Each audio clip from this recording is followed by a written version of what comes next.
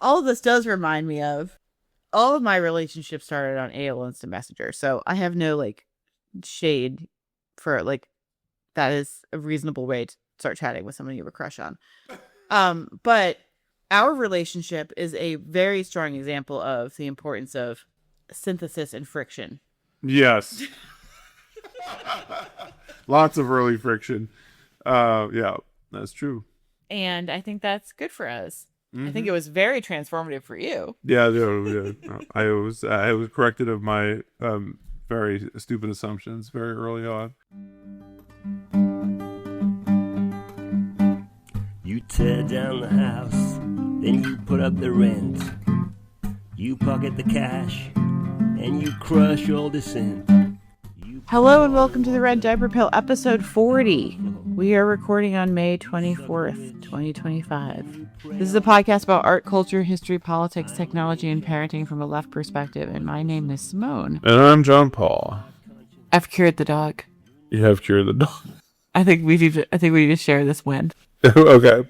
Go for it. So it turns out that I just needed to give the dog some CBD oil. Yep. And now he's not an anxious wreck, and I've taken him off most of his meds. Hundreds of dollars in pharmaceuticals. And tests, neurologists, and apparently he just needs a couple of drops of this fucking CBD oil every day, and he's back to his old self. I know. He's old still, but like a younger version of himself.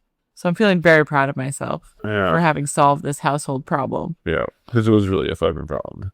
And now it's that. I know. He was very panicky and spending a lot of nights keeping John Paul up. And now he's like pretty happy. I got him something else. He's playing with toys. He's eating his food. Yep. Just needs a little CBD. Yep. I bet she lives like at least another couple of years now. I bet you'll seriously considering putting him down. We weren't. I was seriously considering putting him down. Yeah, maybe it'll maybe CBD also makes him live longer. We would happily take a CBD oil pet sponsorship. It is kind of expensive. It's not as expensive as the vet bills, but we would happily brag about how your CBD cured our dog. Yeah, because he's even like paying attention to when we say his name and stuff. Yeah. Hell, if you start sponsoring, I'll take the stuff. You do take the stuff. I don't take CBD. Well, you do. I do not. You just take it in a cocktail of smoke. So yeah, I feel like I pulled my weight for the family this week. Okay. And it's nice that you finally contributed something. We have an enormous number of headlines, partially because we took last week off, and partially because there's just a lot going on. I think. Yep. It's been a little bit of a heavy news situation. Just another week of watching the world roll around the toilet bowl, down the drain. Things are like roll in a toilet bowl. Don't they go around the rim? Around it. Around the rim, no. Like a basketball, but it's a toilet bowl. All right. Well, with that, so we're gonna do a lightning round on horrible headlines. Right. So what? We're only gonna talk for 30 minutes per headline now. No, you can only talk for 30 seconds per headline. Okay. Are you gonna time me? Yeah. So I hope you have your takes ready and tight. All right, ready? The U.S. government will permanently drop tax claims against President Trump, an extraordinary use of executive power that could effectively help shield the president from further examination of his finances and legal conduct. The settlement is, quote, forever barred and precluded from examining or prosecuting Trump, his sons, and the Trump Organization, was quietly added to the DOJ website the day after the $1.776 billion anti-weaponization fund was announced. That's from NPR. That's a really good deal he got for himself. Who was he negotiating against? I guess himself. Yes, apparently it was himself. So in response to the raiding of Mar-a-Lago in 2022, and over the course of which I think that they published some of his tax returns, which every presidential candidate has made public before him, but he was not willing to be public. So he sued the government, became the president, directed the attorney general to really take his own lawsuit very seriously. The judge was like, what the fuck is this? Are you colluding? Are the prosecution and the defense colluding? And right before the deadline, where Trump would have to show up himself to court and say whether there was a case or not, he agreed to withdraw the lawsuit in exchange for the Department of Justice doing a couple things. One is giving him immunity for life, which for is all of his many crimes. Unprecedented. Yeah, it's Apparently, completely ridiculous. Most federal officials cannot stop the IRS from pursuing specific investigations, like in any case. But the Attorney General just made an exception, and then they hid it. They like quietly announced it after the fact. Trump is like doing a step-by-step, here are all the things the constitutional framers really screwed up when they put in this document, because he's finding every single loophole that gives him a chance to either make money or avoid accountability. So he can never be prosecuted for any of his myriad of financial crimes. And there's also been a slush fund set up, which will allow anyone who is the target of quote-unquote lawfare to come forward and get money in exchange for making a claim, and having the claim, I guess, be greenlit by the Department of Justice. The funny thing is that the Department of Justice does not have to tell you who they give the money to and how much they give. And Trump himself will not answer the question, do you expect members of your family to approach the fund for money? Blagojevich has gone for money. Yeah, so my guess, so the board is all appointed by the Attorney General, one of which is appointed in like consultation with Congress, but all the rest of them are directly appointed by the Attorney General, and Trump can fire any one of them he wants. So my guess is all of that money will be in Trump's hands. And the fund expires like 2 weeks before he's out of office, so they just gave him like $1.5 billion. They just had like $1.7 billion laying around. They have like fund? Yeah, they have like funding for the Department of Justice to pay out settlements, right? To negotiate settlements and pay out settlements to avoid like either really horrible damages or like lengthy court cases that are not worth fighting over. Will Hillary Clinton apply for money? I mean, wasn't she? My guess is she would not get it. She was done wrong by the whole email scandal, right? At first, I'm thinking this is a handout to all of the January 6th people. Like, you can't expect these people to work because they're incapable of contributing to society in a positive way. You can maybe get them to be ICE agents, but even that's asking a lot. So you have to find ways of like, you know, as you're having this ongoing war against people who do work for a living, like immigrants, you have to find a way of supporting your supporters. But I actually think he's going to just steal the whole thing. Bro. Yeah. Well, so it pissed off some Republicans in the Senate. They took off prior to the Memorial Day break early, which made it so they could not vote, and they were supposed to vote, and like they were just absent, some of them. Yeah. So they couldn't vote on passing the party line reconciliation bill to fund ICE and Border Patrol, which means I've once again missed that deadline. There was a June 1st deadline. We think that there's discontent about the fund, and there's concerns that it's going to cost them the midterms.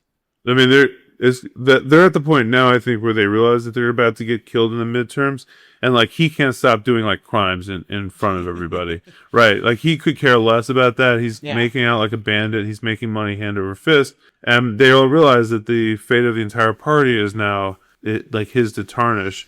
Although, unfortunately, I'm kind of like, we're going to cover the fact that we're approaching a deal with Iran. I think he pivots from Iran to Cuba, and then he's back in business. Yeah. Well, save that thought. Okay. So yesterday we were out and about in the world. I don't even know what we were doing. And I got this news alert that they were evacuating 50,000 people in Orange County because they were worried a chemical tank was going to explode. Oh my God. So what? This is the situation. That could just happen? This is at the GKN aerospace site. There are 3 tanks affected. They sent people out to deal with a tank that had cracks or issues or was leaking, and they realized that they couldn't release the chemical into it. They released into it to like cool it or calm it down because it was all gummed up. Mm-hmm. So this is the quote. There are, quote, literally 2 options left remaining. 1, the tank fails and spills a total of 6,000 to 7,000 gallons of very bad chemicals into the parking lot. Or 2, the tank goes into thermal runaway and blows. Meaning explodes into a fireball into the sky. Right. That's the OCFA incident commander, who was quoted in Time. So these tanks, they've been cooling it. They've been cooling it. They've been spraying water on it. Yeah. They've been putting sandbags up to try to contain the very bad chemicals that they expect to spill into the parking lot. They've evacuated 50,000 residents are under evacuation order. These chemicals are very dangerous, like immediately dangerous to inhale. Yeah. Governor Newsom has declared a state of emergency. As of today, they had found a potential crack, which may change the response strategy. And I guess this GKN Aerospace people, this is not their first time having issues with their tanks. No, jeez. Just to give you a sense of where this is about 5 miles from Disneyland. It's also in a neighborhood that's predominantly not white people. Okay. So that could just happen. Oh my god. It reminds me a little bit of Chernobyl. They made this great miniseries which attempted to make the Chernobyl incident completely a product of like the political environment. Right, and then you have things like this, which is like it's completely apolitical.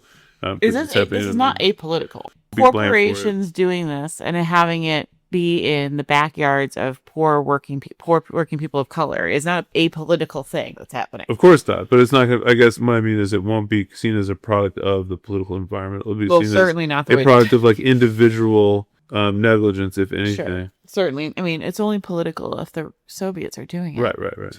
Have they considered just building like a slightly bigger tank around the tank? So when it spills into a bigger tank? You know what? I don't know if they thought of that. I think they should. You know what I think they should do is they should get airlift? Musk on this. I think Musk knows how to solve all these problems. Can they airlift like a dome on top of it? Yeah. It has to be the dome. They have to put the dome down and then they have to like very quickly slide a piece of paper underneath it.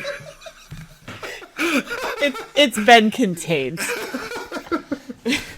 Yeah, well, so there you go. Every so often there's one of these things where, like some horrible chemical plant thing happens and you're like, holy shit, like that could just like happen right down the street. The key question to this is how important is this chemical?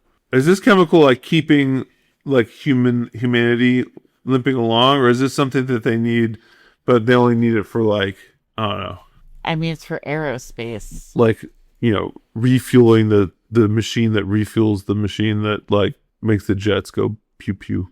The GKN Aerospace Garden Grove facility predominantly produces military canopies, cockpit windows, and passenger windows for commercial and military aircraft. The chemical is used to manufacture the plastic and resins for those products. Okay. So this allows them to have strong enough windows for the planes not to crumple. Yeah, the planes to fly with windows. Okay. I mean, you could fly without windows. Maybe we need less windows on planes. I'm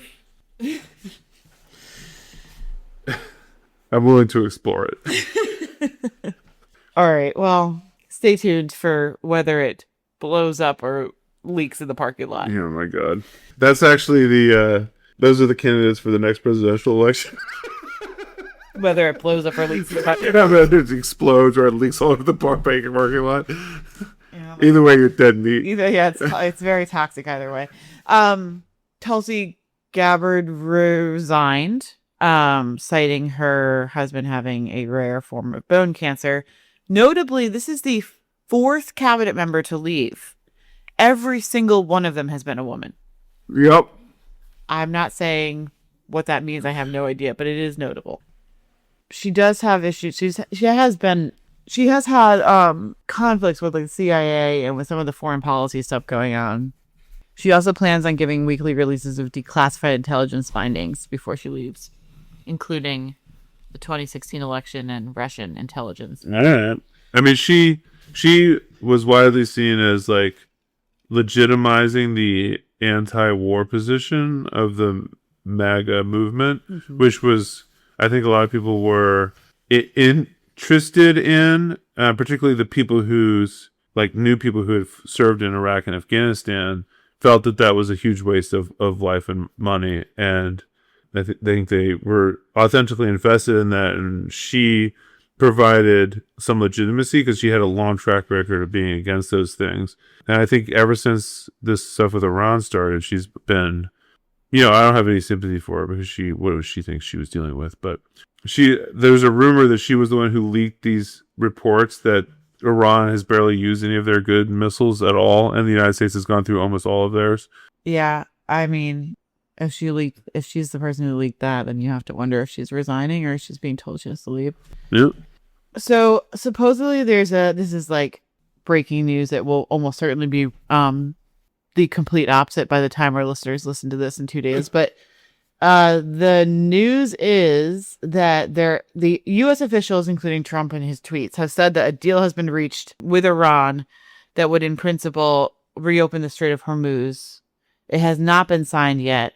Iran has not confirmed it yet, but they're saying that there's a deal that includes an agreement that Iran would dispose of its enriched uranium, which has been what Iran has said they will not agree to. But supposedly that's the deal. And supposedly they're saying that there could be shipping levels through the Strait of Hormuz could be returned to pre-war levels within 30 days. Yeah.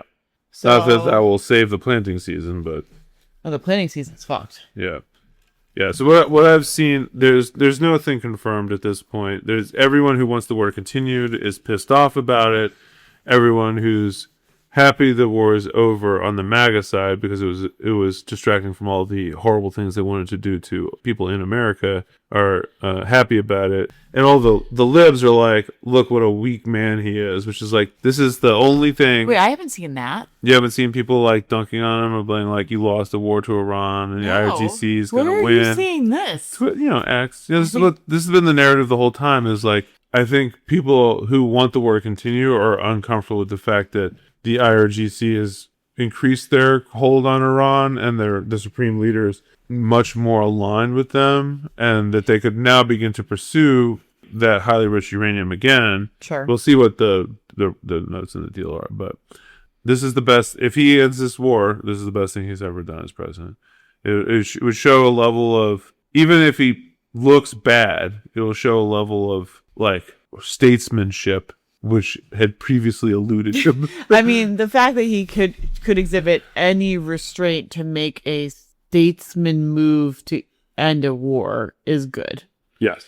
That bar has fallen to the floor, but we live in a time of very low expectations. Very, very low. So we'll see what actually happens in the next 24 to 48 hours. Okay, here's a headline for you, and you can tell me what it's about. I'm going to read you the lead, and you tell me what the story is. Okay. It's from The Intercept. AIPAC's Super PAC and two other groups backed by pro-Israel donors poured more than $15.8 million into the race, making it the most expensive House primary in history. Oh, yeah, no, this is Massie. This is Massie. So who's Massie? Charlie Kirk's favorite congressperson. Charlie Kirk's favorite congressperson. Tom Massie, I think. Thomas Massie. That's Thomas Massie. Mm-hmm. And he was running for Congress in, Kentucky? Yes. He was running for Congress in Kentucky. And he got primaried by a guy named Gallrain. And Massie lost. Thomas Massie has been a bit of a attack dog on the Epstein stuff. Yes. And does not love the Israel lobby. No, not a big fan. And not a big fan of Trump. I mean, he seems to just have many issues with Trump. He's one of these guys who believes all this shit. It's very hard for me to believe they exist, but apparently they do. And he's in Congress because he believes all this shit and wants it all to be the way that they said it was going to be. It's not hypocrisy per se. It's just, so he is, like most people would be, offended by things like pedophilia and a obvious giant cover-up. The guy who they ran against him, Gallrain, I don't even know if I'm saying his name right, but you know what? That's fine. Actually, when Trump became elected in the first time, switched his party affiliation to independent because he was so not a Trumper. But, if the money's good and the deal's good, I guess you're willing to take on Trump's need to get this guy out of the way. Yeah. I think that it's a important warning to people that the APAC will spend money to get rid of you, regardless of what else is true about you. I think it's also becoming increasingly obvious to me that like Trump is able to direct a party on the basis of pure like individual loyalty than political positions, right? Mm-hmm. So we've seen a couple of people you would consider to be very ideologically aligned, like like he goes very hard on these people. I think Boebert's next on that list. Well, and the woman who resigned, they clearly pushed her out. Marjorie Taylor Greene, yeah. So I think that's important to note, is that this is like, it's becoming more and more like, even to the people involved, more and more of an obvious cult of personality. And I think, people like Massie and Tucker Carlson will probably inherit the movement when Trump is gone, because the positions that Trump is taking and the people who are following them are fairly unpopular. They're only really held together by Trump as an individual. So, do you know that Pete Hegseth went to campaign against Massie? Yeah. Even though that's against federal law? Oh my God, you're kidding me. No, a sitting cabinet person cannot go these people in their, like, if they're like operating as an official capacity. Just to be clear, they spent $35 million on this race. Yeah, because they made an example of him. That's an enormous amount of money. He's the one probably who is the reason why we have now the smoking gun, which is very reliable testimony from a young woman who was 13 and 14 years old. Girl. Well, I don't know when she gave the testimony. I'm saying when she was 13 and 14 years old, she was... Making sure we're clear. She was... I guess he attempted to rape her, to Trump, I mean, and this should be that should be the end. It should be. It won't be, but this is black and white now, and a documented testimony from a survivor. I mean, Massie has been had a lot of stamina with really pushing this Epstein stuff. Yeah, I think he believes this. I think he's outraged by it, and I think he believes in a pure political right position. I mean, he's one of the most right-wing people in Congress. Right. Fascism without the pedophilia. Right. Okay. Good luck with that. So I'm sure it'll work out any day now. Another one from the Beltway. Okay. So we've been hearing about the autopsy of the presidential race, right? The DNC produced an autopsy of why they lost, which is kind of a punchline in and of itself. Right. But they spent... I can't figure it out. What happened here? Millions of dollars of consultant money, researchers, blah, blah, blah. They wrote a multiple 100-page report. Mm-hmm. Then they wouldn't release the report.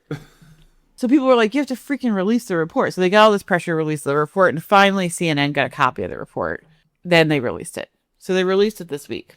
Because CNN got it leaked to them. So they did the stand-up thing and released it after all. So in the entire report, which was like riddled with factual inaccuracies and like unfinished sentences. I mean, like someone did a shitty job on their homework, which I guess they're blaming on the DNC chair, who I can't remember his name. But the Gaza was not mentioned once in the entire report. Oh my God. Are they crazy? Not once. This is what we predicted a couple episodes ago. They're not even going to talk about it. How do you even set the context? I mean, right? Like this is like obviously it's in bad faith that you could possibly avoid talking about it. But I mean, can you imagine trying to read 200 pages about what went wrong in a presidential election during which there was an active like war and genocide with our biggest ally, and they don't mention it? Yeah. With thousands of people saying they refuse to vote for her because of that. When them losing Minnesota over obviously so that. The Intercept has a source. Oh my God. This Intercept has a source who actually was a participant in the research for the DNC. And that source is like, the data clearly showed that Gaza hurt Biden and Harris. We clearly presented that data, and it was completely buried on purpose. Yeah. The document has mistakes and unfinished bits. It also has annotations where like it's questioning its own assertions. Like there's like, is this really true? Like there's like oh my God, like a draft. Like they just didn't finish the draft. And they really also didn't talk very much at all about the fact that she became like the ascendant candidate without any process. That was also pretty much tiptoed over. This is like the new Democratic Party, and I guess the difference between them and the Republicans is the Republicans would just say, we're not talking about that scumbag. Like, why would we discuss that with you? We're not talking about that. The Democrats are just taking this as an opportunity to remind you that they really don't need to talk about things just because you and they know they're true. Harris, in her own memoir, talked about it. She says that the appearance was that Biden had given Netanyahu a, quote, blank check. She wrote this in her memoir. Yeah. So I guess, like, she can write whatever she wants. She's clearly off the talking points of the DNC. But the DNC is so shallow and inept and, like, what a dysfunctional and disgusting body of work. Yeah. Meanwhile, we get a poll the same week that basically shows the majority of Democrats think that the Democrats need to run to the right in order to win elections. Who thinks that? This is a poll that was done on likely Democratic voters. Now, current Democratic voters think they need to go to the right? It really depends on how you ask the question. It sure does. But these polls, they never say, what are your political beliefs? Are they to the left or the right of the Democratic Party? It's always phrased in this like pragmatic, what do we all need to pretend we believe in order to be electable, right? So that the case is going to be made very strongly that what you think, what I think does not matter. What matters is winning elections, and the only way to win elections is to become we have governed as the Reaganites. Now it's time to govern as the party of Bush Jr. Yeah. And anything less than that is handing it over to Fuhrer Vance or whatever it is. So the DNC chair, I'm incorrect. The DNC chair is Ken Martin. The DNC chair is scapegoating Democratic strategist Paul Rivera, who did the report, and basically saying it was a mess. It's his fault. Other words missing from the report. Inflation? Israel, Arab American, Palestine. I mean, like, Muslim. Like, you didn't even, like, how do you even talk about voter demographics? Like, you don't have an analysis of how voter demographics broke down this election versus other elections? Like, I don't know what you could possibly be spending 192 pages on. Yeah, I mean, I don't know what they paid these people to do this, but if you gave us half as much money, we would write you a better report. For 10% the money. I mean, just have Claude do it. Claude's like, guys, it was Gaza. Yeah, and then Claude goes, I'm going to push you there. I feel like we should say we have to talk about Gaza at least once in this report. Again, it feels strange that you're not bringing up Israel. Although, I'm sure Claude's coded to not bring up Israel. So they were not going to release this report because it was going to cause a distraction for the 2026 election. Why have the autopsy? Right. Figuring out what we did wrong last time is just a distraction from doing the same thing again. Well, now they have it out.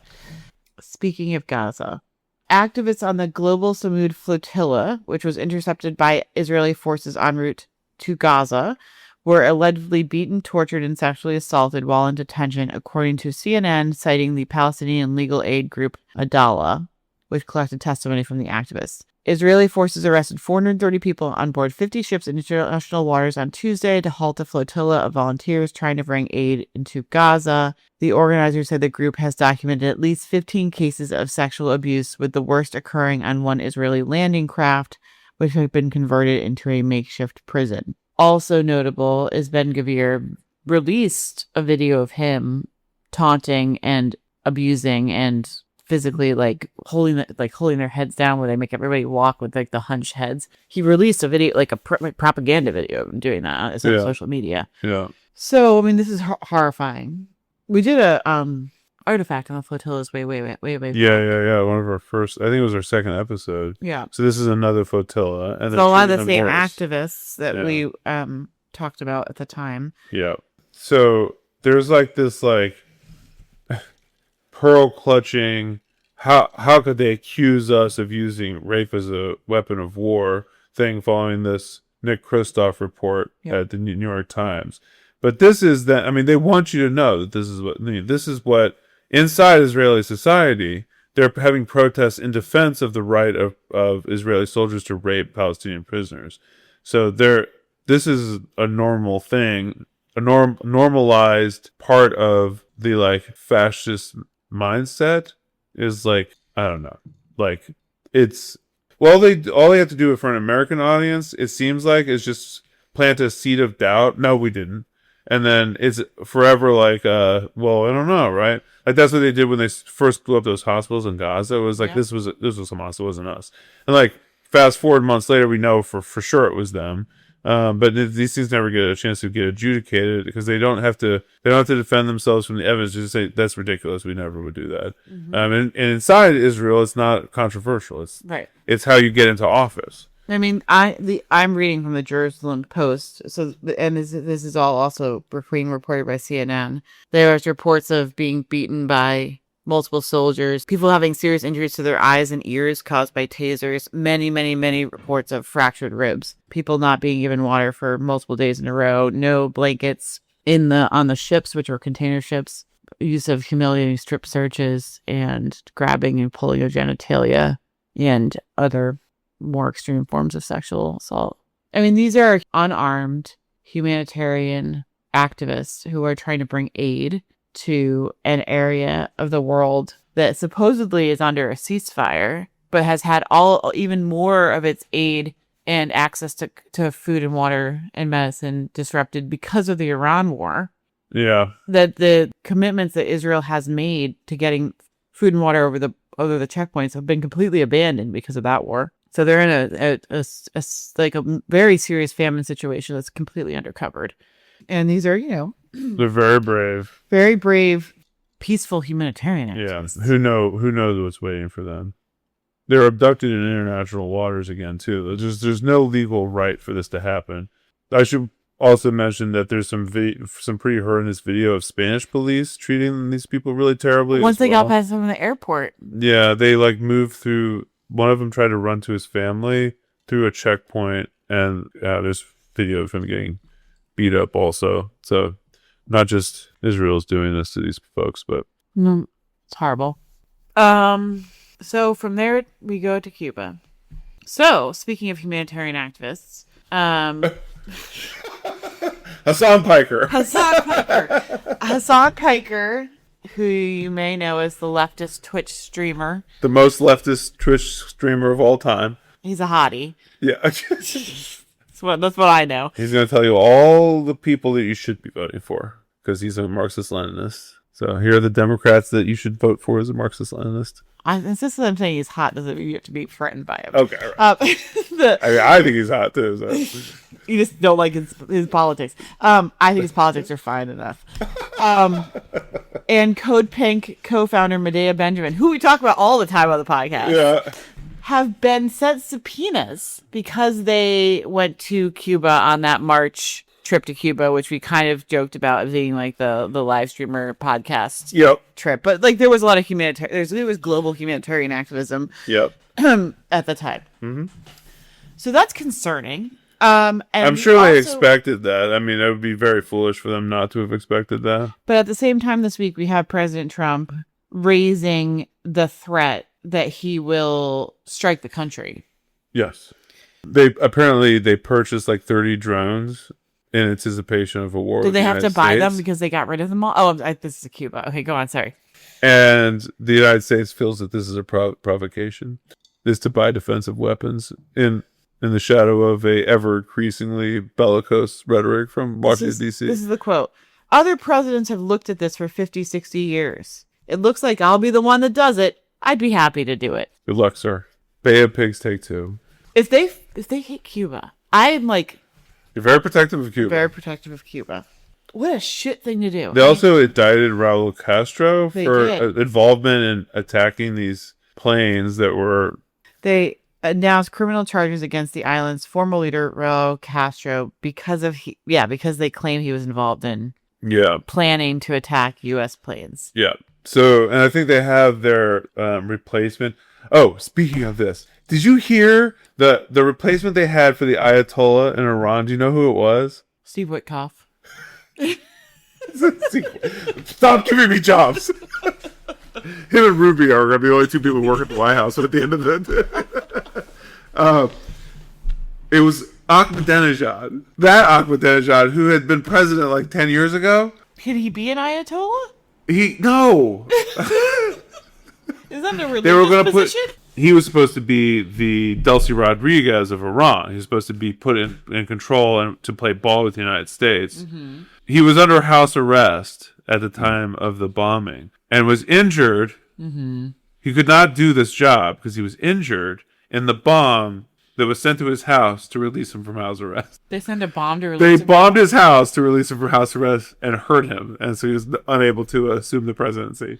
Oh my God! So that's when they were like, "Well, we had some backups and some Yeah. backups and some backups, but we killed or maimed them all." It didn't really work out as planned. So, but apparently, he's the Delcy Rodriguez of Iran. They apparently have someone in Cuba who's the Delcy Rodriguez of Cuba picked out.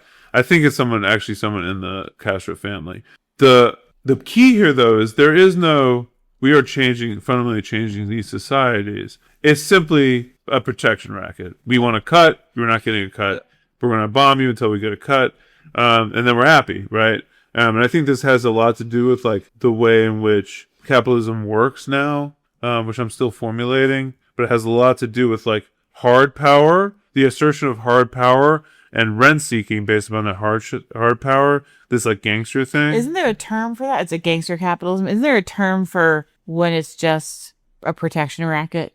Yeah, I don't know. I mean, it's obviously imperialist, but it's imperialist of like a very like naked kind. The good news, I guess, is there won't be an end to Cuba as socialistic. No, There just won't be. They want extraction. They just want money out of them. Yeah, And they want to be able to invest, and by invest I mean steal things, and then they'll be happy. Okay. Meanwhile, there's Ebola. The Ebola headline is perhaps the most horrible headline. Okay, great. It's been a real Roman Springer so far. As the deadly Ebola outbreak tears through Northeast Democratic Republic of the Congo, many first responders are turning a critical eye on events that preceded the crisis. Layoffs of health workers funded by the United States, shortage of critical medical supplies, and a steep reduction in American support for global aid programs. That's CNN. Let me just give you a little bit on Ebola, just so you can also not sleep at night. The presidential campaign is chemical spill in parking lot or explosion, and the vice presidents will be hantavirus or Ebola. Yeah, really. As of May 23rd, 968 suspected cases and at least 216 deaths. This is the 17th outbreak in the DRC, only 5 months after the end of the previous one. This particular species has no vaccine or approved treatment. And Rubio told reporters that he felt the WHO was, quote, a little late identifying the virus. The WHO was a little late after the dismantling of the USA AID program and that we've withdrawn from the WHO. I don't know why we're spending all this money on them. We should cut it even further. He's being like, they could have done a little bit faster, right? So this is the first time these major Ebola outbreaks have been dealt with without US dollars, supporting most of it. Yeah. Which I guess, of course, if you're Marco Rubio, you're like, good. Right. It's also good for the world because they need to start figuring out how to do this in the absence of Ebola is you don't fuck with Ebola. No, you don't. World, Rubio. You do not fuck with that. No. So they've got to deal with this outbreak. They do not have a known vaccine. It is a species they have not dealt with in Ebola, and they are extremely, extremely, extremely under-resourced. And they have, I guess they got to catch trays from Rubio the whole time. Well, it's a little late.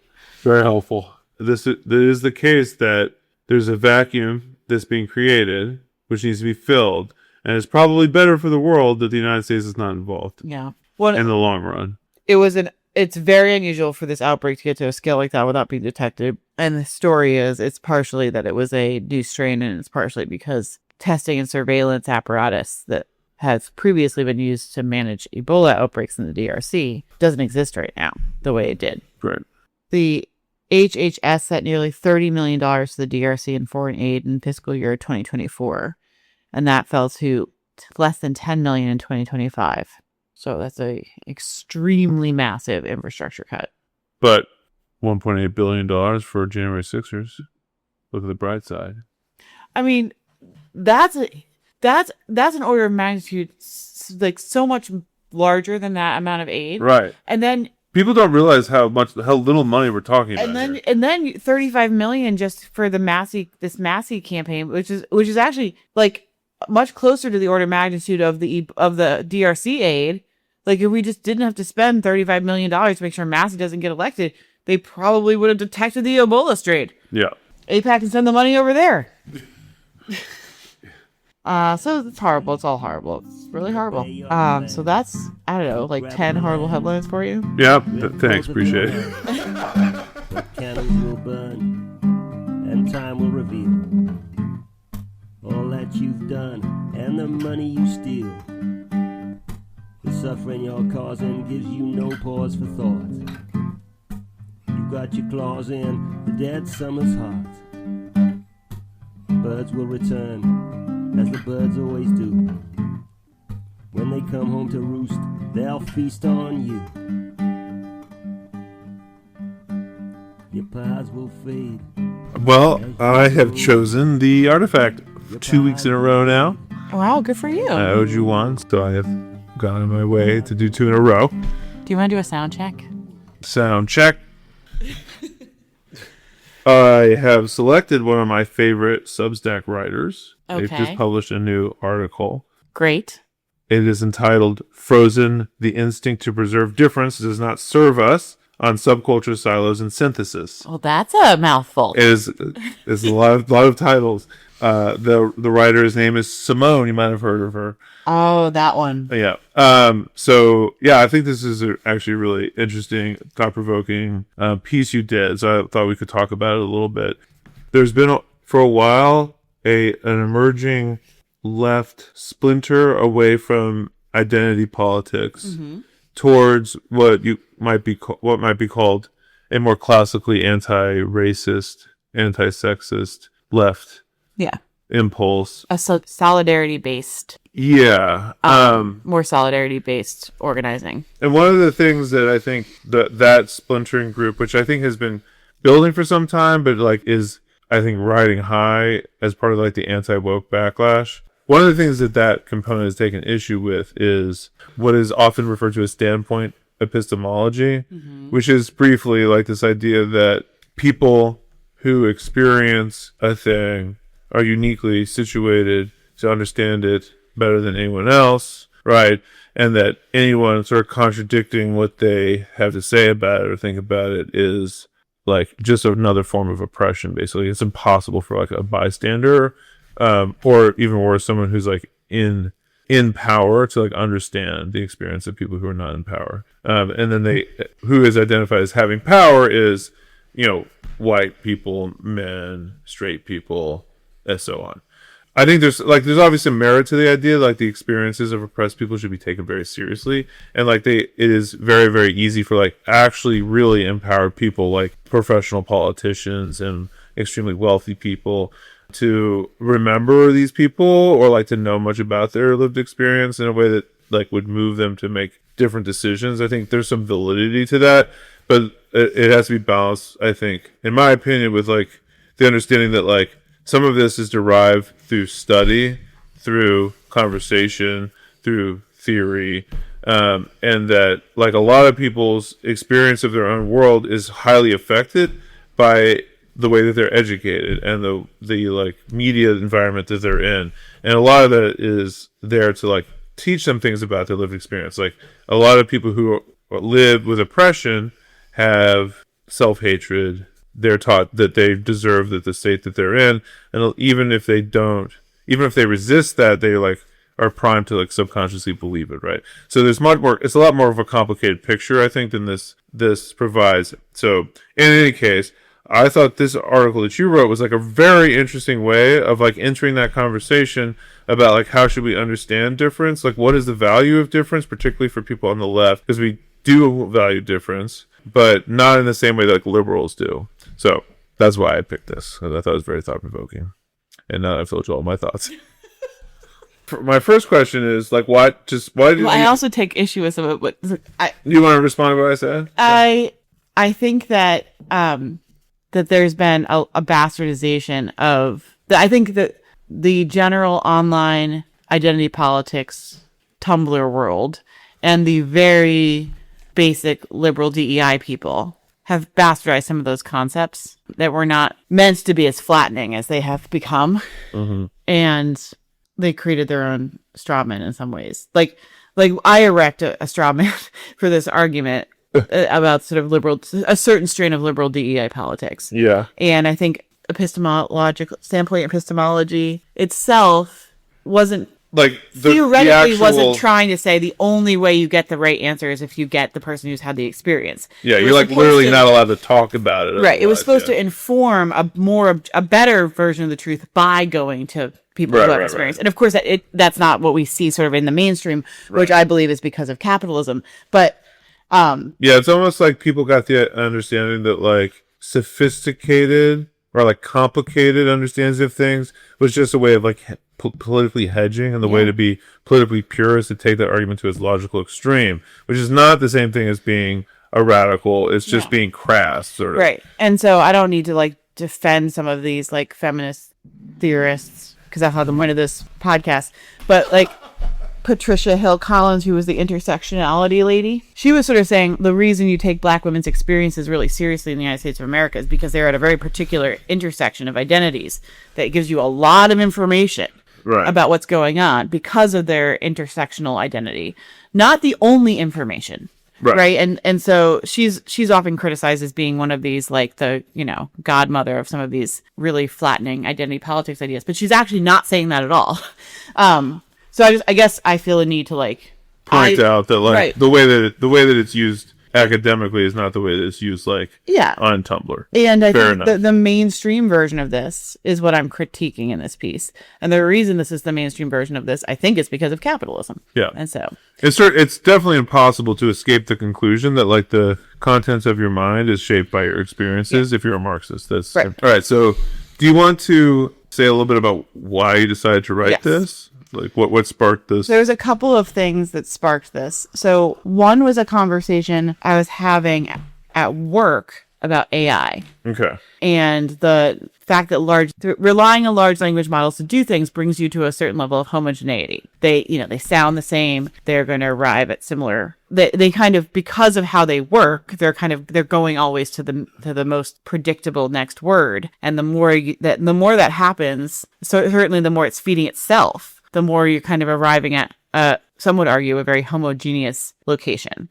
And that was this. We had this conversation sort of about radical imagination and how to use emerging technology in a radical world where you're not constrained by other things. And I was getting these very strong arguments from some of the more politically skeptical in my group, the conversation I was having about like, this thing is inherently going to erase people, erase experiences, erase culture, erase yada, yada, yada. And I was like, well, what if you were using the large language model and you were saying like, we want to bring all of these knowledge areas together to do this thing for our community. Wouldn't it actually be using all of those knowledge areas, especially if you're telling it to, like let's say you're in charge of the model, right? And there was just, in the conversation I was having with work folks, there was this like extreme need to preserve. So it wasn't so much that the large language model and the project was going to produce a bad result. Like, I don't know, let's pool all the knowledge across centuries of like what you should eat postpartum. Like the large language model for your community could probably do a pretty awesome job at that. Like if you were deploying the AI in a radical future. Yeah. But they were like, well, we're going to be trusting the answer, the synthesized answer. And what if we'll lose like microcultures? Yeah. Cultures who would disagree with that and have their own like maybe or wisdoms about why the scientific wisdom is wrong or whatever. Well, and you can't, or different ways of like even evaluating. It wouldn't what even is be the effective, scientific wisdom, right? It could just be like you'd end up with a collective result for your collective problem that would be a single result versus like here's everything in the world it could be, right? Right. And all those things ought to be, I guess, equal and preserved. So I was like really stuck in this like, why was there such an instinct to like preserve, and how that itself was the value that folks were trying to approach this radical imagination project with? Because like that was not the value I was approaching it with. I was approaching it with like, we have this collective in the future and we're trying to solve a collective problem. Preservation wasn't on the top of my list. So I was thinking about that.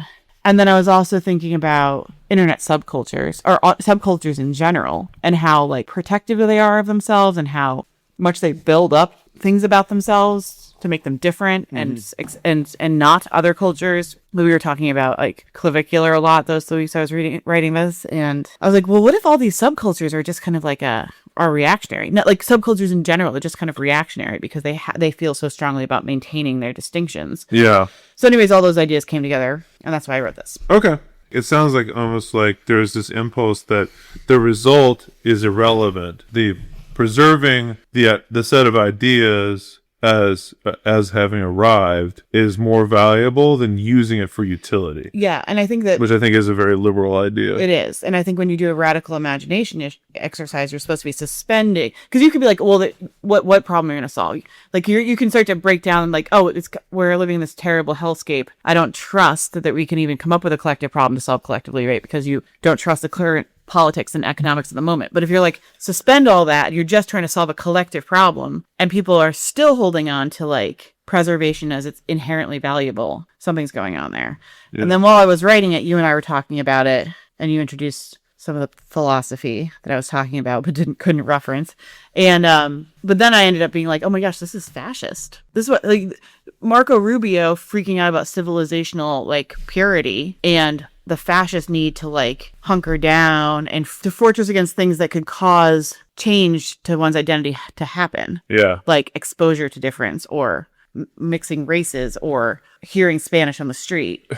They have a very classic response to that we immediately identify as reactive and fascist. But it's not that different than some of these other ways we see it. Yeah, they sort of switch it the other way and be like, well, we want to preserve these things against like the dominant culture, and the fascists are like, we want to preserve the dominant culture. But they're kind of two breeds of the same way of thinking. And I think a lot of this conversation around dominant culture and subculture and oppressed culture, I think those shorthand ways of thinking about how humans organize themselves and think about themselves are actually really problematic. There are dominant people and there's dominant forces and there's dominant ideologies.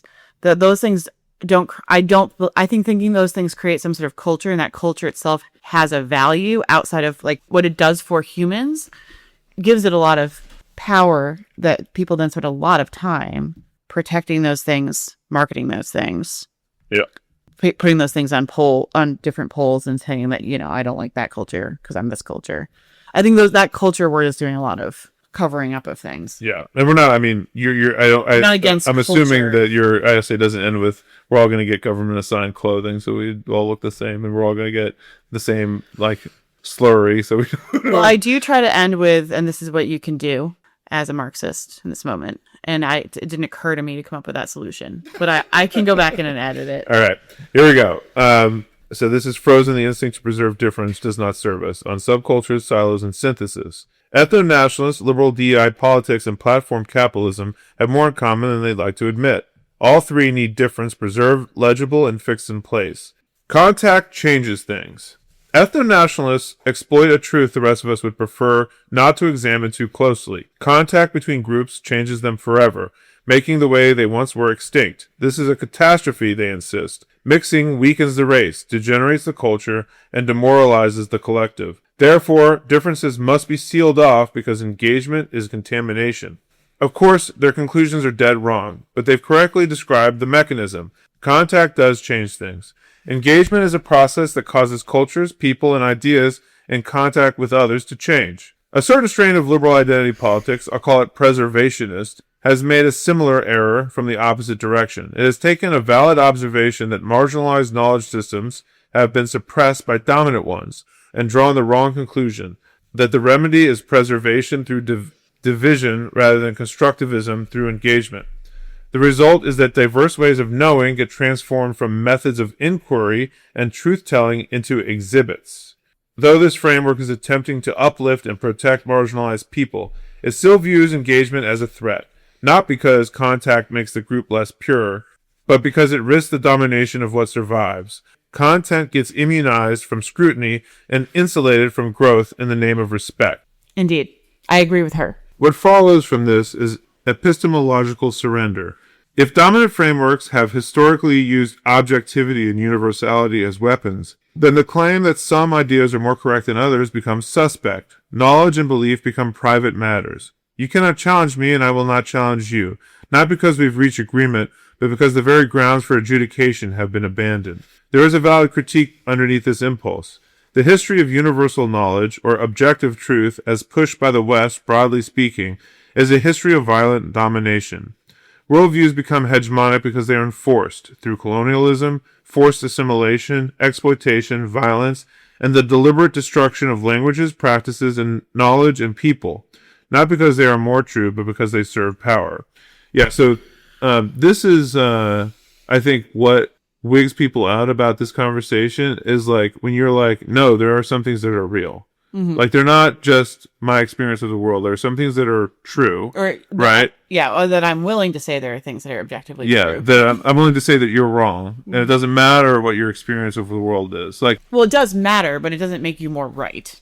Right. You could be wrong, but the whole idea is like, the like you say in this, like the idea that anything is objective becomes suspect, right? Yeah, so it's not that here's a claim and you can be right or wrong. It's that why are you making a claim? You cannot make a claim. There is no claim to be made, particularly about this topic from your standpoint. Right. That's the relativism thing going to, like, the risk of relativism in the extreme. Yeah. And yeah, I do think there's a lot of people with bourgeois liberal ideas that immediately get the ick when you do this whole time. So I guess I will say when you like objectively claim something to be true or not true. Yeah. And you say, well, this is like you, and there's a level of stridency that really freaks people out. But it's like, of course, you have to live in a world where you're able to gather information and make determinations about what's more true. Yeah. I only say more true because I don't think that there's ever like, I think there's always more to learn, and therefore I agree with that. There's more true to be. But if you're not gathering information and determining what you think is going on and what you think is right and what you think is true, then what is happening? Yeah. Or even worse, like I would see people online defending Harris by saying like, as a white person, I can't make any claims about this, but this black person said what I'm thinking, which is that it's important for black people that you vote for Harris. I'm like, you're just putting your opinion in blackface. You're not. Yeah. You're not boosting the opinions of black people, because there's lots of black people who don't agree with that. You're just picking the one that agrees with you, and then you're making yourself out to be progressive because you're deferring your judgment off to someone else, or at least. Like, yeah, I mean that is a whole other set of things too. That's also like virtue signaling and performative, and there's a lot of beyond things of that kind of behavior. But yeah, I mean, it is important that we stake a claim and we're able to defend it. I think that the history of the West's use of like objective truth as a weapon is mostly about the kinds of truths they were pushing, right? They were pushing things that I think are objectively incorrect, and they were making you believe them not because they served you. They couldn't make you believe them because they served you, because they didn't. So instead, they did it based upon in a lot of cases like force. Yeah, and I think there's a lot of conflation here. You're right. Like, yes, the history of dominant cultures, the West, has been very violent, and there are I guess like ideas like certain Western traditions or certain like advances of science and industry that you're going to couple with that. But there's a lot of conflation going on. Like, we've all decided eugenics was bullshit. Like, we were able to move past. We did not accept all those ideas as the right ideas because we now find ourselves in like a dominant culture. Yeah. This dominant culture. So like conflating that like, I have to preserve these other ways of thinking and ideas because the dominant one must be wrong because the dominant one is colonial and capitalist. It's like, well, which ideas are you talking about? Yeah, like, get specific. It's the ideas. It's the content of the ideas, which I think is the big miss in a lot of this. Is like you should evaluate things on their merits and not by like their appearance or something. The example I always I'm a social worker, so the example I use when I'm talking to students is like racism is a real problem in the United States. And I know that because there is just as much, if not more, scientific literature, testimonials, qualitative and quantitative data that supports that conclusion as there is for any of the psychotropic medications that our clients are using, right?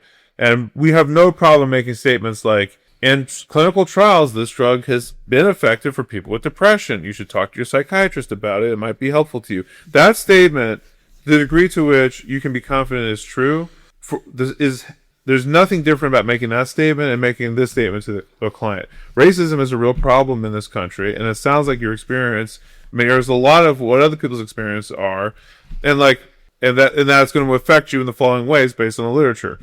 It doesn't that truth is not negated by the opinions of like individual black people, right? There's something more.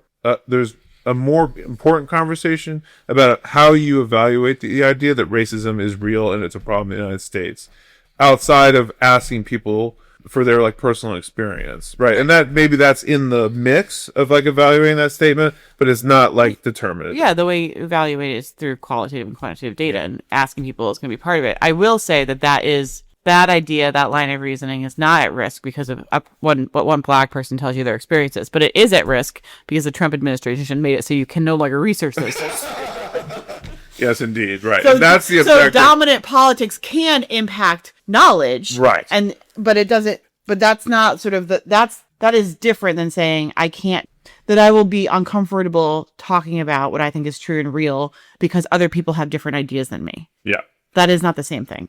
So, and that's a good example too, because in this case, what they're pushing is the objective truth, which is that racism, to the degree that it exists at all, is way overblown and not the primary thing that's what they're saying the objective truth is. Yes. Right. That truth that they're pushing, that quote unquote objective truth, has to be backed up through force, right? We're not going to allow you to research it. We are going to actively prevent you from doing it. So anyway, you borrow from Hegel for this. So here's a quote from the piece. Hegel understood that knowledge is not a collection of perspectives, or even a linear progression of knowledge, but a process of epistemological scaffolding. The old doesn't get discarded. It gets absorbed into something new that couldn't have existed without it. You're making I think a really important claim about like the nature of evolution and knowledge, which is like, it's not just that things change over time, is that they move from less complexity to more complexity. Yes. This is the idea that even when A is negated by B, so that you have an idea A and B comes along and you're like, yeah, B's probably right. A doesn't go away.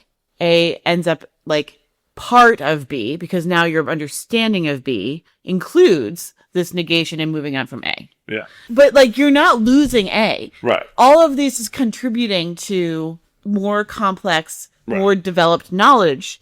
And that's why synthesis isn't just like the ideas come together and you get like a perfect collaboration of the ideas. No, sometimes you get like this idea is kind of the better idea, but it's now in a context of having understood and moved on from a different idea. Engagement. Yeah. The next step after B is, A was actually right. C is A was actually right all along. That can happen too. C and A are not equal because C contains B, right? There's more, even if it's eventually the same conclusion, C is more complex because it contains the negation of the negation. There you go. So you didn't even explain the negation of the negation. You're being cute. I was trying to tee you up, but apparently you explained the negation of the negation. I mean, I'm not the philosophy major. Okay, well, I didn't learn a podcast can only have learn this. I wish I'd learned this. Every podcast must have one philosophy major. Oh, is that true? All these things become better and more worthwhile through engagement, right? Mm-hmm. The complexity that we can achieve in the future is like precluded by us not allowing engagement now, or believing that things are so perfect now that like touching them now is doing them a disservice. It's exactly the opposite. That's right. All right. This is also why capitalism is a necessary stage, because you can get from primitive communism to advanced communism, but they're not equal because you have capitalism as having informing advanced communism, right, which it cannot possibly inform primitive communism. Right. So here we are, teleologically chugging along. Here we are, putting in our time as a species in this necessary stage. So do as much knowledge building as you fucking can while we're at it. No kidding. Like, you should be eager. You can't wait to like learn and not just learn, like you said, it's not an exhibit, right? That's not, you don't honor things by treating them like a really old mask in a museum. Right. Mask. Oh yeah, I guess masks are in museums.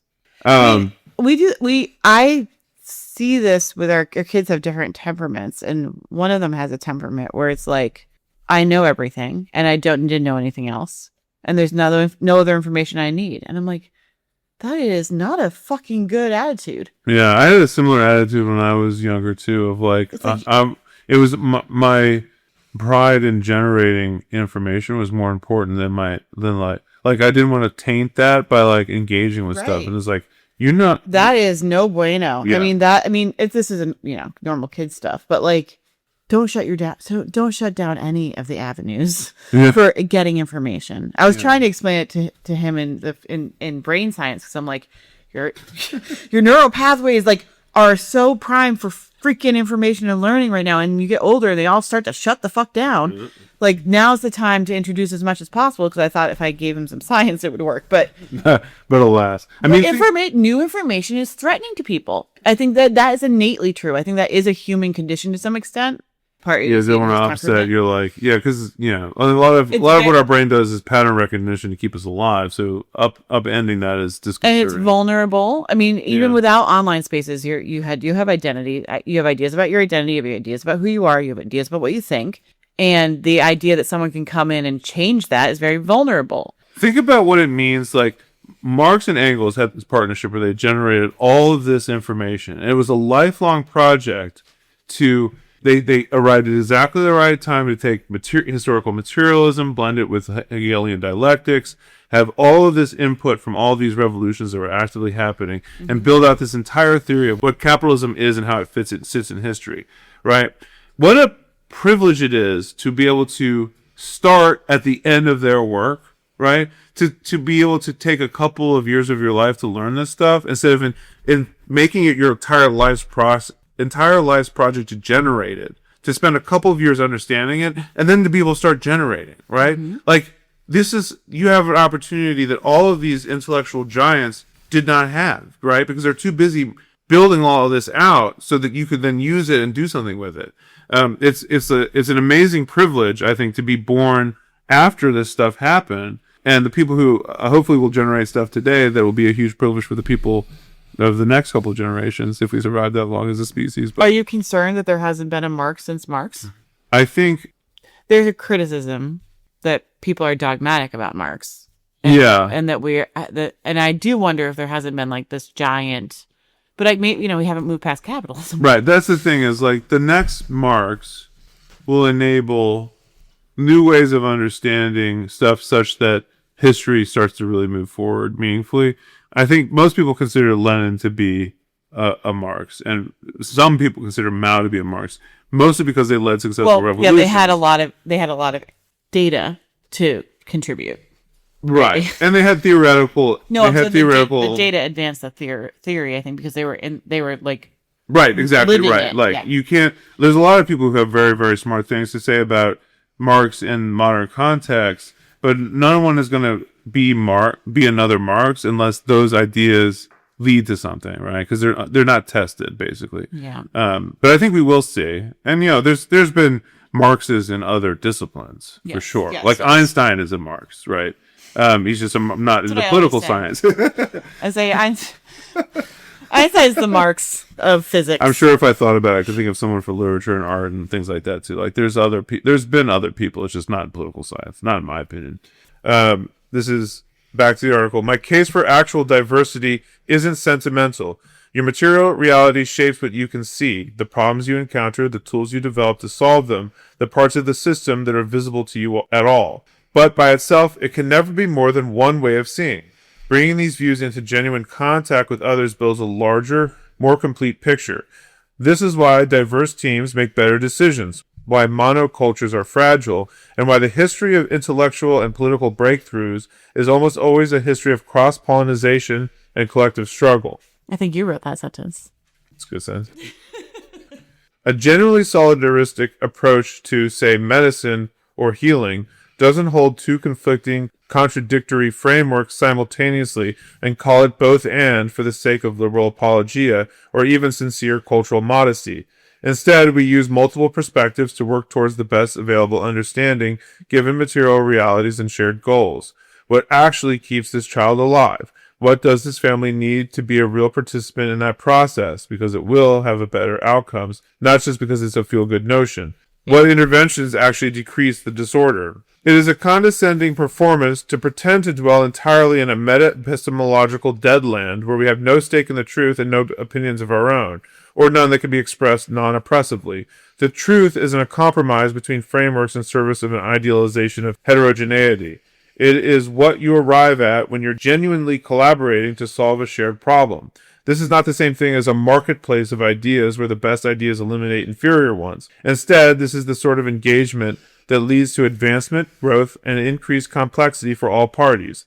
The idea is that ideas are not in competition, but they're actually collaborative. Yeah. So to go back to like Trump stopping all research on racism, that is epistemological violence. That is using power to stop knowledge creation, discussion of knowledge, qualitative evaluation, whatever.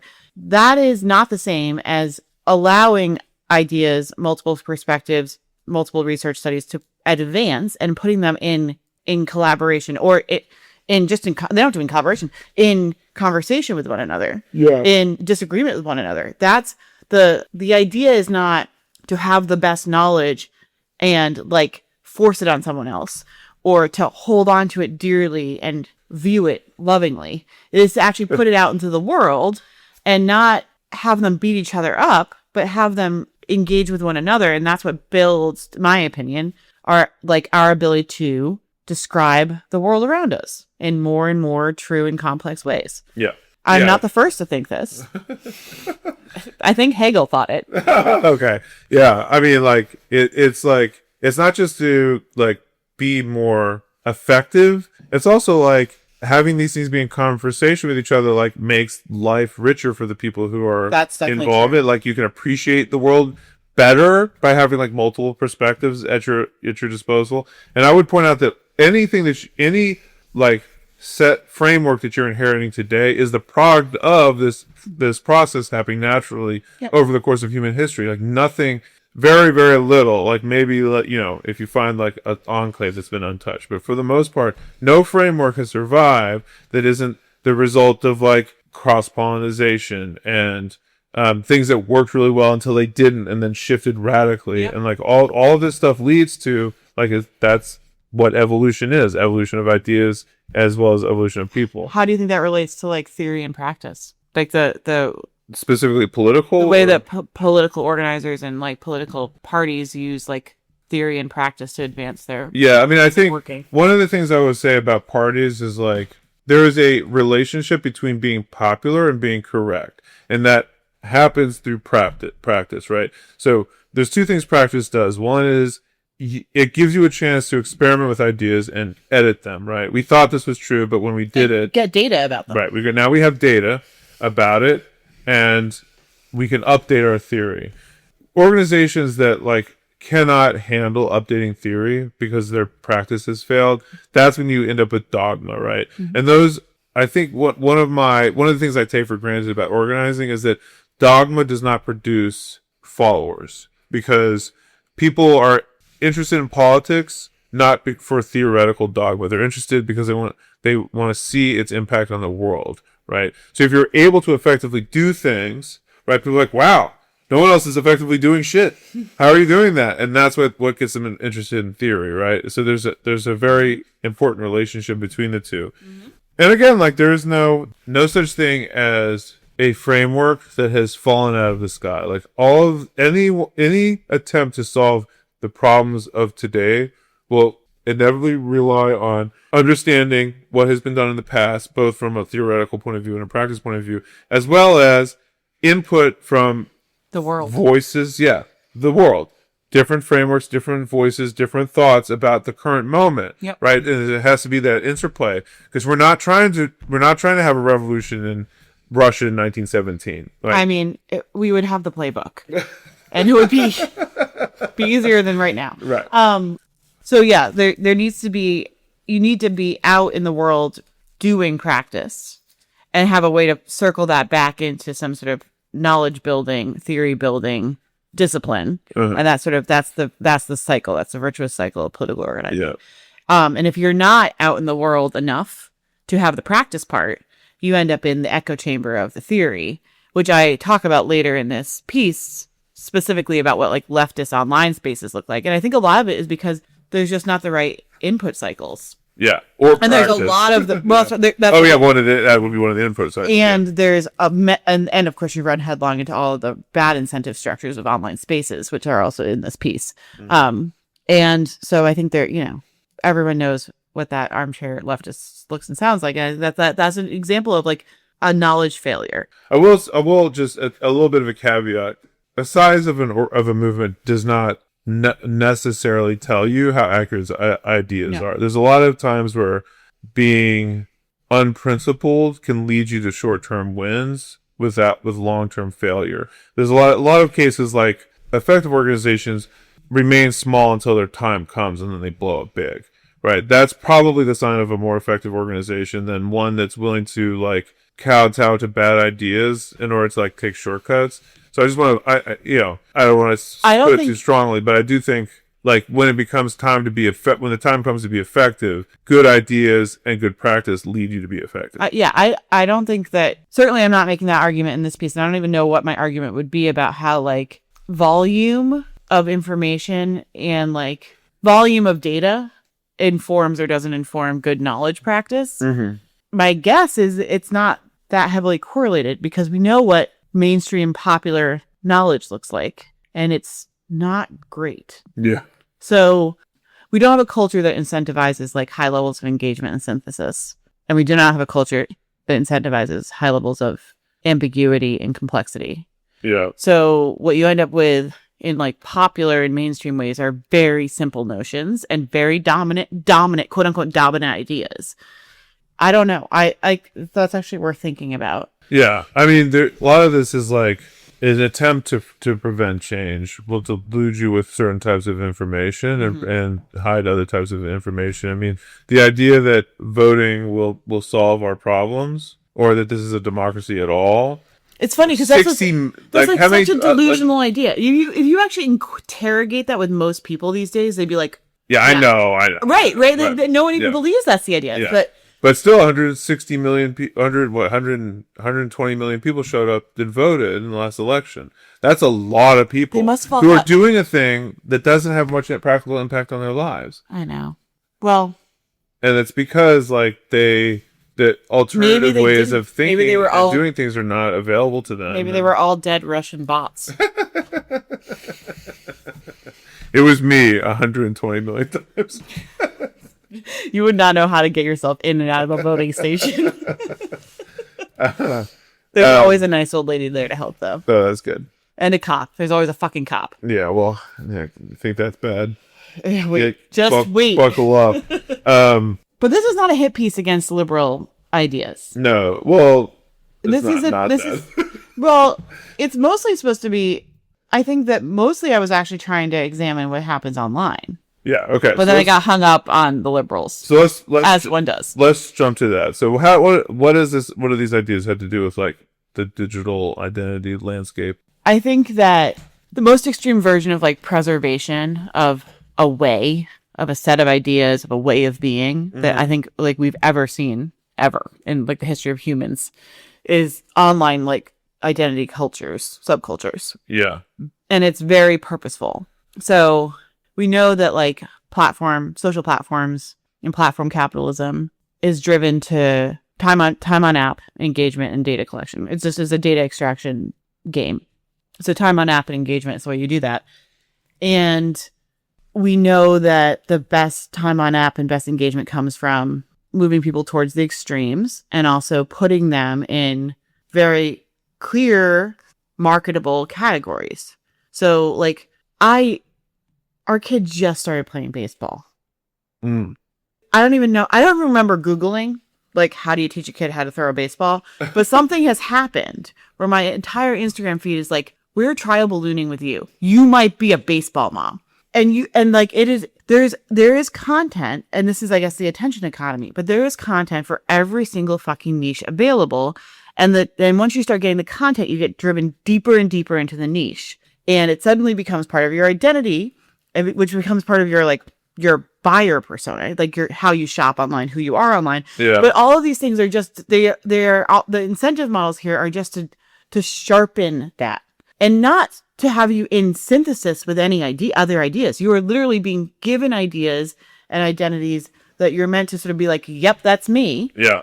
Never to come in conflict, really. If there is conflict, and you have a more conflictual online identity than I do, but if there is conflict, it's not like you and I have had personally and also with other people, major political conflicts where you talk through ideas and you are not agreeing. Yeah. And then we've seen what happens online. And there are two very different things happen. So when there is conflict online, largely it is to hunker you down in a position, to maybe have you fighting with a bot, to make you feel like those people are so not like you, and to never arrive at a new idea. Yeah. Which is not what happens in real life. No, not at all. I think what happens to me in real life is, even when I'm like, I almost always walk away at least having a more sophisticated understanding of my own opinion is after in real life thing. A lot of times, the only movement I'll have is after sort of walking away feeling like I had proved my point, and then over the next couple of days, my ideas about something will start to shift. And a lot of times I'll end up agreeing with the other person on more than I anticipated I would. Just from having the time to soak on it. That has never happened to me online. The only thing that ever happens to me online after one of these engagements, the best case scenario is, because I'm a relatively experienced political educator, is I can give them some new information and hope that they get something out of it. And I have seen people change their minds or like been intrigued, but never do I feel like I'm either become more convinced that the kind of people with this point of view are intractable and relying on a bunch of really bad information. You get mad and depressed. Yeah, I get mad and depressed. I become more certain that I'm correct. Part of it is like, it's just the format doesn't allow you to have like a long enough conversation, right? Because you're waiting days for replies, and you're not going to read 10 paragraphs. It's totally right. It's totally right. I mean, at this point, it's like 30% bots and AI, and I'm not like a return to work person. But like when you're, because you shouldn't be at work, you should be having these conversations outside of work. In person. It matters that your biology regulates differently. You have eye contact, you have facial expressions, you actually feel different levels of like empathy and connection with the person. Yeah, my brain, the brain chemistry is different. Like I'm not trying to win, I'm trying to connect. And if it's in real life, it probably is somebody that you've got something in common with already. Like you're in the same neighborhood, you're in the same union, you're in the same school with the same kids. Like you could just stumble into something out of nowhere. You're on a road trip, you're in the middle of, you're in rural Montana, and all of a sudden you're talking to some guy that you have nothing in common with. Although I bet you figure something out. Yeah. Versus online though, everyone's coming from their subculture identity, and they've already decided what they're coming in with and who they are. Yeah. They're not coming in with being like, oh, maybe you also have a kid in third grade, right? It's a completely different way of interacting, and it's extremely rigged. It basically is mimicking contact. Like, we like contact. We like to talk to people. We like human interactions. It's tricking you into getting some of it, but it's robbing you of everything that's real. And it's also tricking you into thinking that you have these enemies out there, that that it is intractable, that you have contempt for more people when you leave those conversations than when you leave a conversation with your neighbor. And that you also have an army of people that agree with you, right? All the likes. Right. You get is an audience. That makes it a lot worse. And a lot of times the audience is your audience is depending on you to help bolster their identity. And that's one of the big things about this, that going back to your piece, like, your ideas are not just ideas in flux, in process.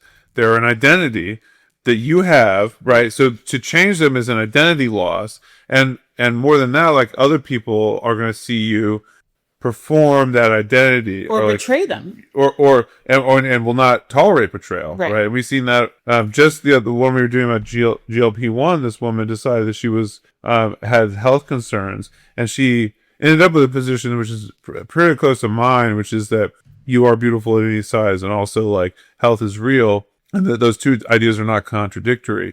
And she was torn to shreds by the community that she'd been a part of. So you wrote about this, but this comes up for me all the time recently with, like, what is a leftist, what is a liberal, and the online leftist. Like, the worst thing you can be is a liberal. True.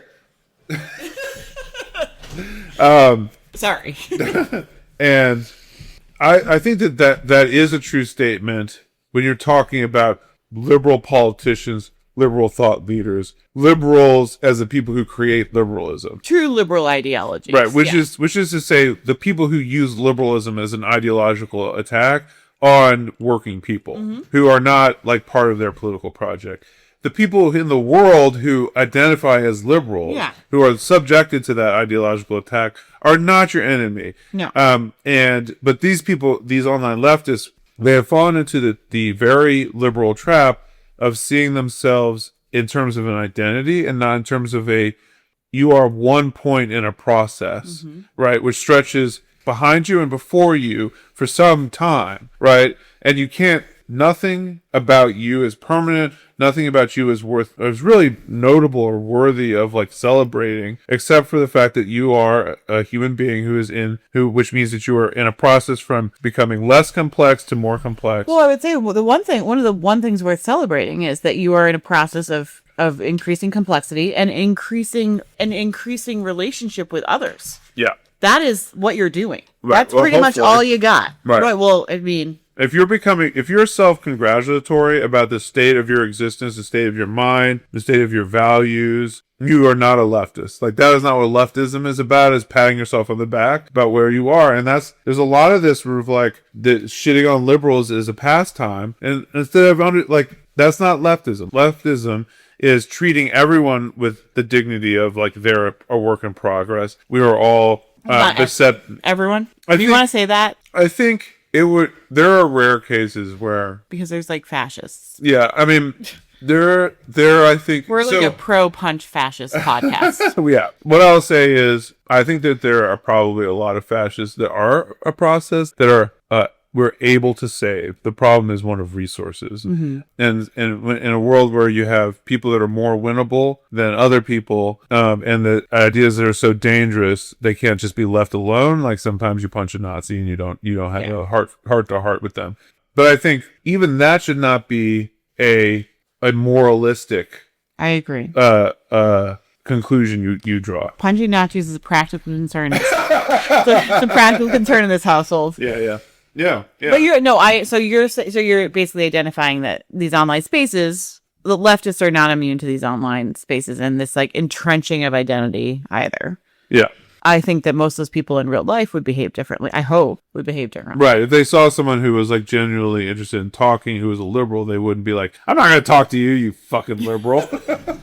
I mean, that would be atrocious behavior. Right. But the crazy thing is, they'll defend this behavior online. Yeah. As if they would do it in real life. As if the people they're talking to deserve the way they're talking to them. That's because they want the likes. Yeah. So the entrenchedness of these categories is a necessary result, is critical to platform capitalism. Because, and this is where we get into like, what about this instinct of humans to like hunker down in their position is useful for fascism, is useful for some veins of liberalism, is useful for platform capitalism. This is profit making. It is very useful when people hunker down into their super sub niche culture online, that you are extremely like legible as a category. You're extremely marketable to. You're extremely easy to extract engagement from. And the more sort of stagnant and still you are, the easier it is to sell to you and extract data from you. If you're bouncing all around, if you're like a baseball mom one day and I don't know, whatever the next thing, you are not easy to market to. You are not easy to get. Yeah, like a nuanced human being, it's very hard to be like this. Like, they want profiles, right? So they can sell, here's a bunch of names that are interested in your, I don't know what you've got. I've got like, here's prove your baseball swing with this rope with a ball at the end, right, kind of products, right?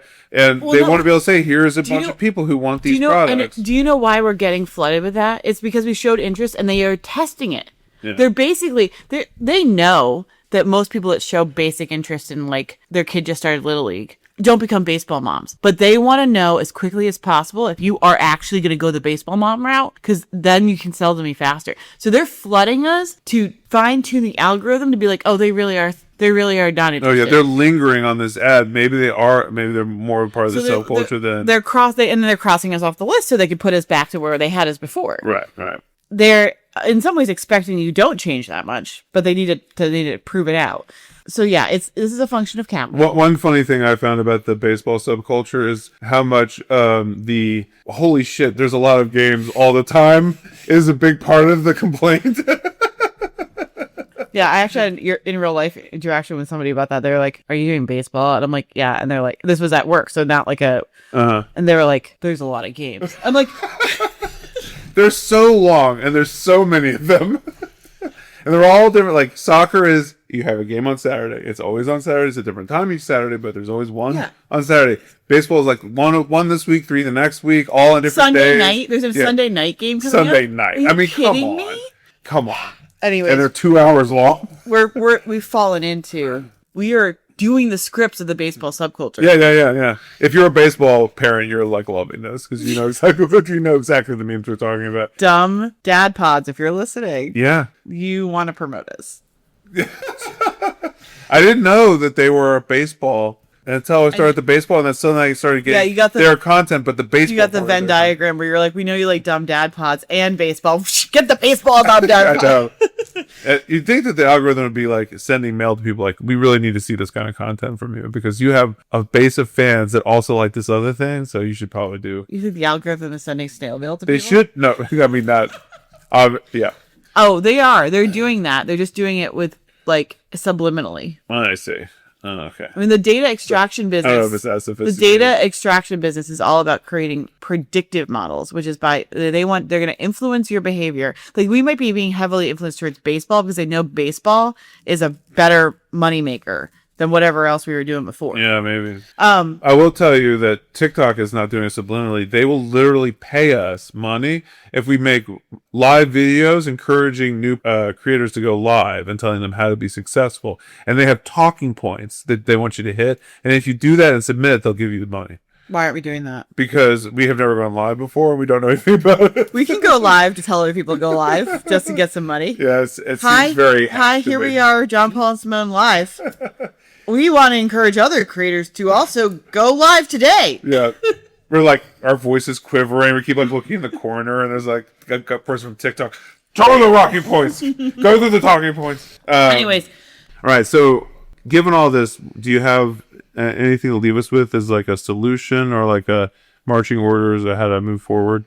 I mean, the solution is you have got to talk to people in real life about things. Like, you do have to, not to be like a Luddite about it, but you actually have to like have conversations with people face to face and also who share some material stakes with you. You need to solve real problems with real people in real life. Yeah. That's how you build knowledge. It's also how you rescue all of these skills and like temperaments that we kind of have abandoned, I feel. Mm-hmm. I don't think we're particularly practiced at it. I feel like I was probably better at it 20 years ago. Yeah. Yeah, I've been, this is a big principle of the organizing work that I do, and much to my chagrin, insisted on by the people I organize with. So I'm forced to do it. Yeah. I am. It's definitely the right. I mean, it's a inconvenience, but it's definitely the right call. One convenience is that the same things that build, in my opinion, epistemology and knowledge are what builds solidarity and collective strength. Mm-hmm. So you get to do the same. It's like two birds, one stone. So you go out into the world and have shared collective stakes, and you get both solidarity and knowledge building. Cool. So that's convenient. Mm-hmm. Yep. But yeah, that's the solution. That's what you have to do. And, cut platform capitalism off as much as you can from your life just because it's bad for your brain. It really is. Yeah. And your sensitive. It's so bad for my brain. And what you think the rest of the humans out there are like. It's really bad for your brain. All of this does remind me of all of my relationships started on AOL Instant Messenger. So I have no shade for that is a reasonable way to start chatting with someone you have a crush on.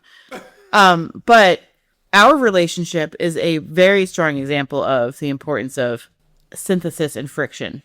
Yes. Lots of early friction. Yeah, that's true. And I think that's good for us. Mm-hmm. I think it was very transformative for you. Yeah. I was corrected of my very stupid assumptions very early on. And I think we had to do that in real life. Yeah, no, I mean, I got a lot of we're back at it again with the podcast, but like that was foundational to our relationship, was like in real life engagement over things that we didn't agree about.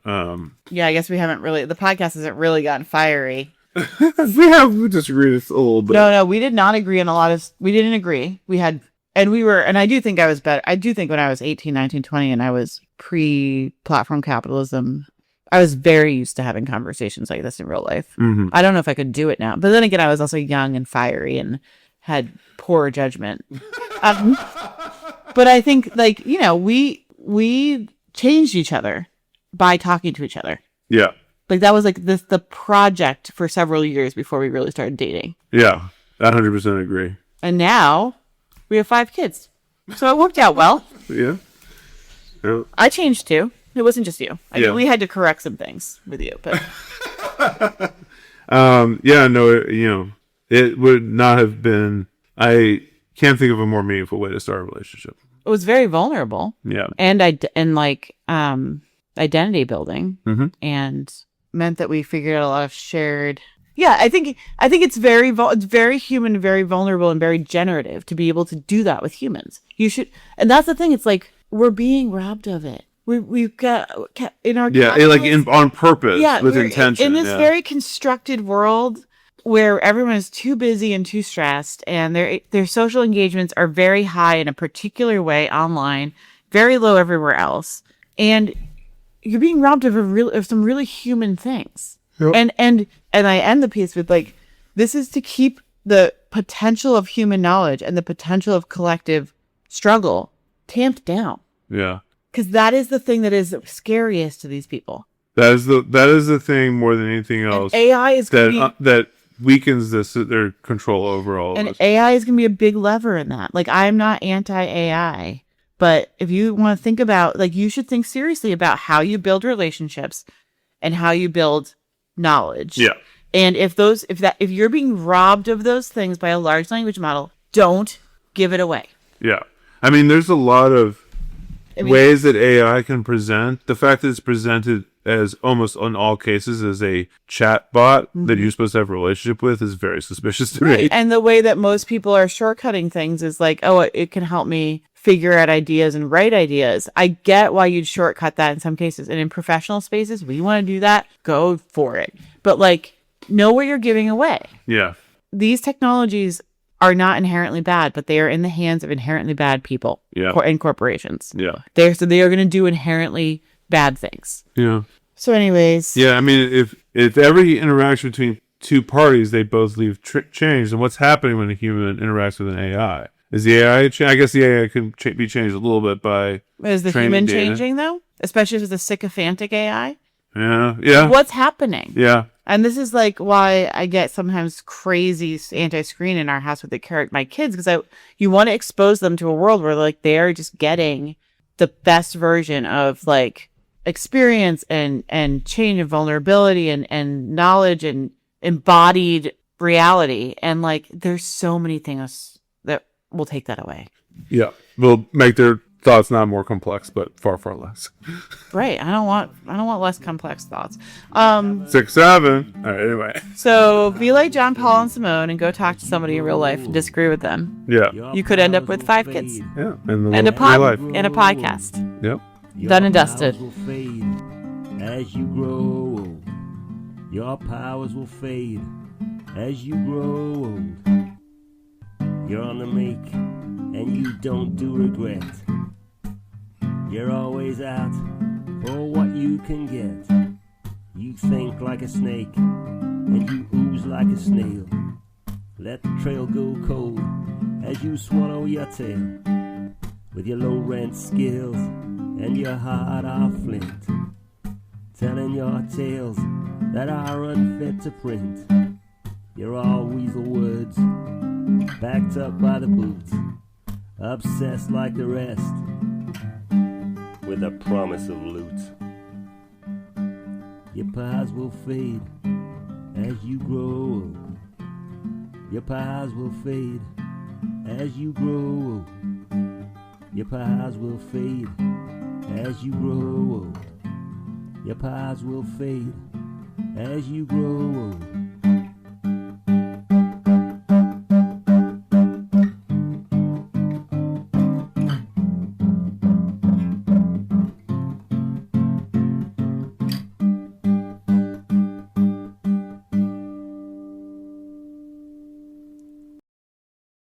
I love you.